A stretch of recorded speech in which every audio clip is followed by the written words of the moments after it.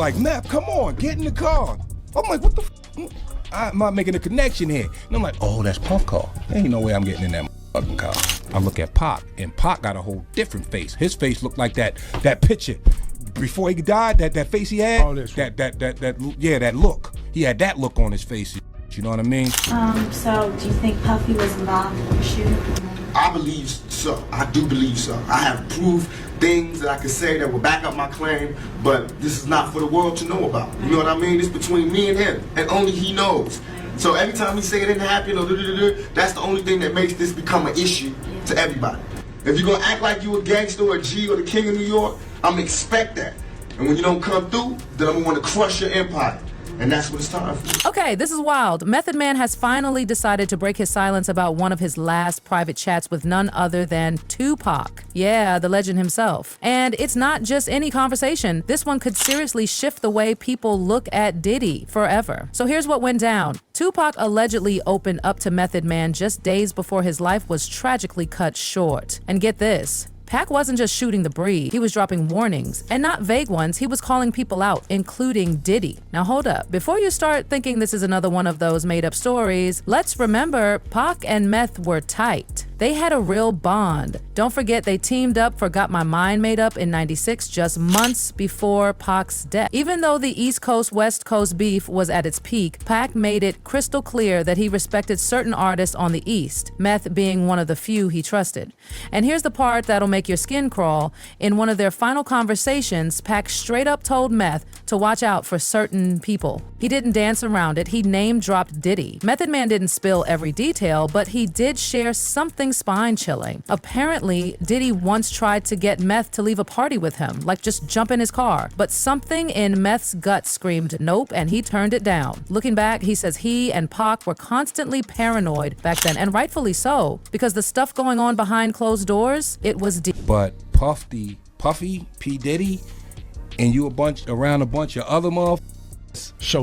Showtime, baby. And To give you some background, Method Man was one of the rare East Coast rappers who didn't choose sides during the ugly East Coast versus West Coast war. While so many artists were getting dragged into the drama or pledging blind loyalty to either side, Meth stayed grounded. He worked with Biggie and Diddy early on, sure, but he also had nothing but love and respect for Tupac. He didn't let media or fake industry politics play him. That's probably why Pac felt safe confiding in him. Now, Method Man has never been the type to chase clout with gossip. Even now, with all this drama circling around Diddy, he's mostly stayed silent, staying in his lane like always. But then, an old interview resurfaced, and now people are connecting dots and seeing things very differently. In that interview, Meth spills the tea on the night he met both Tupac and Diddy. Yes, on the same night at some party in LA. He remembers how Pac came straight up to him and showed mad respect. What stood out to Meth was that Pac brought up the Wu-Tang chain incident when RZA got his chain snatched at Club 662. We on our way out. Lights come on at the end of the party. Party over. Lights come on. I'm blowed now. I'm like, shh. Feel a tap on my shoulder. Turn around. It's Pac. Last I ain't seen all night. I ain't know he was even in there. I turn around. Pac there. He's like, yo, wanna holler at, anybody? Next thing I know, cameras ever. So while he's saying this, I remember an altercation happened with RZA in Vegas. Something happened with the chain, and Pac was trying to tell me, if I was there, that would never happen, blah, blah, blah, blah. And I remember looking up, and Suge was like this with the cigar in his mouth, looking down at me like this. So I'm like, damn, I just want to play with this.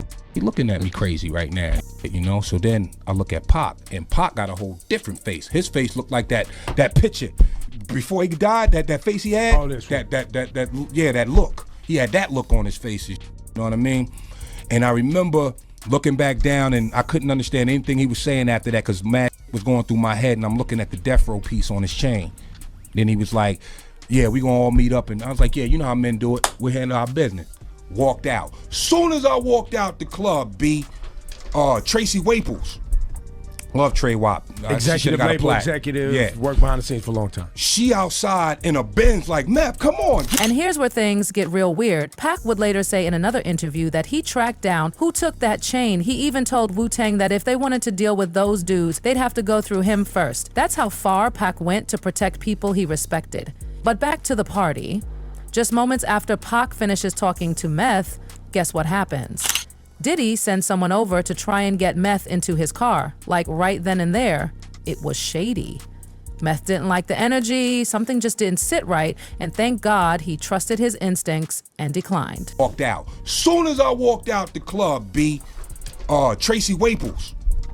Love Trey Wap. Executive label executive, yeah. Worked behind the scenes for a long time. She outside in a Benz like, Meth, come on, get in the car.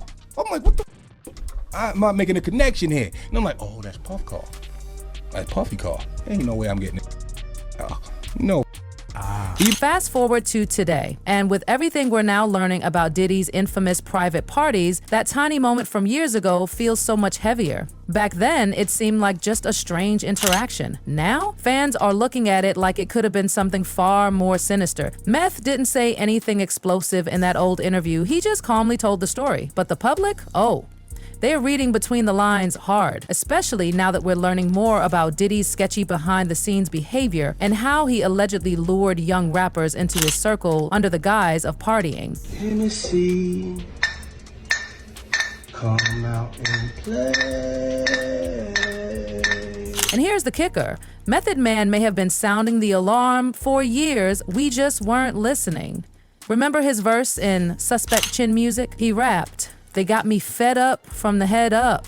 Put up or shut up on stage in them shiny get-ups. Ninjas is funny. Energizer bunny actors. They hustle backwards, son. I think they gay rappers."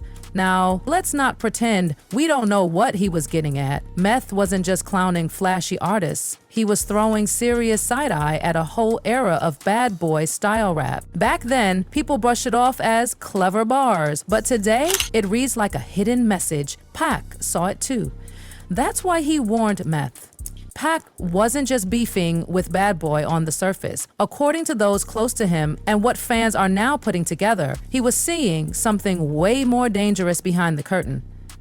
Tupac started realizing Diddy wasn't just a competitor in the rap game. He believed Diddy was part of something darker, a player in a system that was rigging the industry from the inside.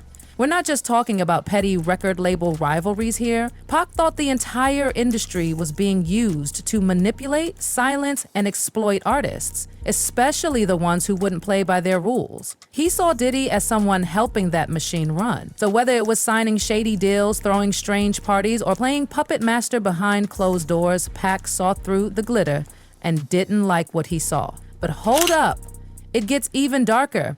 If you go back to Tupac's explosive Vibe magazine interview in 1996, he didn't hold back. He claimed, straight up, that some of the biggest names in the industry were involved in disgusting crimes. Yeah, the pedophile kind. And shockingly, those were the people getting protected by the system. Meanwhile, Pac, he was being dragged through the mud, tossed in jail, painted as the villain, all over an accusation he maintained was false to the end. He was the one getting hunted while the real predator sat comfortably in the spotlight. And no, he didn't name Diddy directly in that interview, but come on. If you read the energy between the lines, it's not hard to figure out who he was throwing darts at. The entire interview was basically aimed at Bad Boy and its backers. Because they disrespected me, my name, my family, what I had been through. They said that I couldn't be in pain. I could not feel, I could not be hurt. In my moment of pain, when I was shot 5 times in jail for a crime I didn't commit, while every other black person, whoever they was in the ass or them in 50 pieces, I support. I go to jail for a crime everybody know I did not commit times, and I'm getting jail, woonty, wompty. They just say anything to assassinate my character. What that showed me, remember this lack of a conscience when I come out. Remember this lack of mercy when I come out. Remember this lack of compassion when I come out. And I will do anything to protect and feed my family. And these represent a threat. And then there's that other resurfaced interview where Suge Knight casually dropped another bombshell. Suge hinted that Pac was seriously worried about certain powerful industry men, the kind who were living on the down low and possibly hurting kids. No, now let that sink in. Tupac was way ahead of his time. He wasn't just calling out fake friends or label politics. He was pulling back the curtain on something massive, something sinister that most people were too scared to even whisper about. And while some chalked it up to paranoia back then, today it's starting to make terrifying sense. If it was a rapper that mess with guys and go both ways, Pac didn't feel that was good. Because Pac felt he was real serious about the music. So if you're a producer or you rap, and regardless if you're married or not, and you got a boyfriend that works for you, a real boyfriend who used to be a dancer, Pac would studied all the facts. Pac was real smart. So before he say something, he'd go and do his homework. He'd say, okay, this guy right here, they say he gay, he go both ways. I'm not gonna put it out there on him yet, but I'm gonna do my research, and if it's true, the world should know. Because this guy might be around one of those little kids one day and mess around with them, and so I'm gonna do it to actually save him from molesting a little child. That's why Pac attacked certain rappers and said they gay. Tupac was trying to fight a beast, a whole hidden network operating in the shadows of the music industry, protected, untouchable, and powerful. And Pac, being the loud, fearless force that he was, refused to stay quiet. He saw Diddy as someone who wasn't just in the game, he was helping rig it. That made him dangerous. That made Pac a threat, which honestly could explain why Pac was hunted so viciously, while Diddy seemed to float right through it all, protected, untouched, even praised. But here's where it really hits hard. So they saw that COINTELPRO, the counterintelligence program set up by J. Edgar Hoover, saw that the Panthers were doing a damn good job because all over the country they got this buzz. Similar to how Thug Life is. Drug Life? Thug Life. Thug Life. Yeah. So now, the Panthers got everybody talking about the Panthers and we want to be free and we want decent housing. We're talking good, not just bitch hole, straight good. And they start infiltrating. Now, why would they do this to a young black organization? And why would you not think they would do it to me? They infiltrated them, meaning they got people to say that they were Panthers, they joined the Panthers, and they would start the ruckus. Like, say, let's go shoot up the Botanical Gardens or some shit. You know what I'm saying? And do it in the name of the Panthers, but it's a cop. You know what I'm saying? And everybody think it's the Panthers because he's dressed like a Panther. You know what I'm saying? And he's screaming the Panthers, but he's a cop. He's been sent by the FBI. They got papers to document this shit. You know what I'm saying? The FBI had Tupac on full blast. They built an entire file on him, over 4,000 pages. And to this day, they've only released about 100, and even those are blacked out, redacted, hidden. Meanwhile, Diddy? Even now, with multiple lawsuits and some of the ugliest allegations flying his way, he's been shielded for decades. The same agencies that tracked Pac's every move didn't seem to care what Diddy was doing. Let that contrast sink in. One man trying to expose corruption got hunted. The other man, allegedly neck deep in that same corruption, got protected. And now, everything Tupac tried to scream about back then, it's all bubbling up, coming to light. The dots are connecting, and it's terrifying. And then there's Method Man, the man who might have dodged a bullet, literally or metaphorically. People are now looking back at that moment at the LA party when Diddy tried to get meth in his car. It might have seemed random then, but now people are whispering, what if that was the start of a setup? What if Meth had taken that ride and gotten pulled into something dark, something he couldn't escape? Maybe nothing would have happened. Or maybe it would have been the end of him, like it was for so many others who got too close. Because now it feels like Pac wasn't just warning Method Man for fun, he might have been trying to save him. And if that doesn't shake you, nothing will. Well, what do you think? Was Tupac sounding the alarm long before anyone else dared to speak? Was he trying to warn not just Meth, but everyone about the twisted side of the music industry? And was Diddy really just a flashy rap mogul, or was he playing a much darker game the whole time? More importantly, why was Tupac hunted like a criminal while Diddy was celebrated? Drop your thoughts in the comments because this conversation is far from over, and we'll catch you in the next video.